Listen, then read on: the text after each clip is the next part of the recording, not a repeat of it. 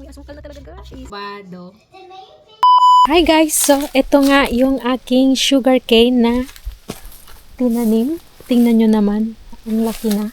At para hindi masayang itong mga tubo, naisipan kong gumawa ng asukal. May nabili kasi kaming sugarcane juice extractor, so itry natin yon. So dito nag-start na akong pumutol sa mga tubo at tsaka nilinis ko na din siya. So itong mga dahon ay ibibigay natin sa baka. So lagyan lang natin dito sa kabilang fence. Ayan. Paborito yan ng baka.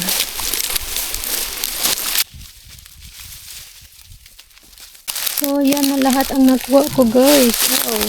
Tingnan nyo ang dami. Plus, marami pa dito.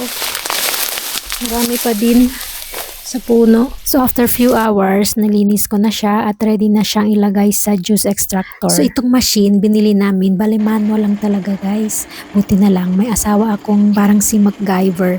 Siya yung nakabit niyan sa motor. So, easy na lang talaga. Itusok-tusok mo na lang yung mga tubo. Amazing talaga pag may ganitong mga machines. Napapabilis talaga yung trabaho mo. Lalo na with motor. So, ito na nga yung juice. At ito nga ang nakuha namin lahat. So, nakaset aside kami ng pang juice, pang araw-araw na inumin. At yung natira nga ay niluto ko at ginawa kong asukals. Actually guys, it's my first time talaga na magluto ng ganito. So, parang experiment lang talaga siya. Hindi pala madali gumawa ng asukal guys. So nag-start ako magluto sa labas gamit ang kahoy. Tapos inabutan na ako ng gabi kaya pumasok na ako at dito tinuloy sa loob. Ang haba pala ng proseso nito. Nako, sumakit talaga yung braso ko sa paghalo-halo.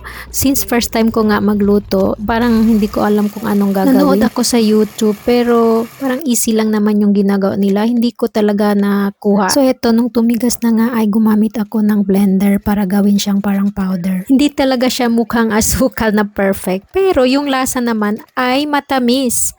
So okay na din. So ito nga lahat ang nakuha ko.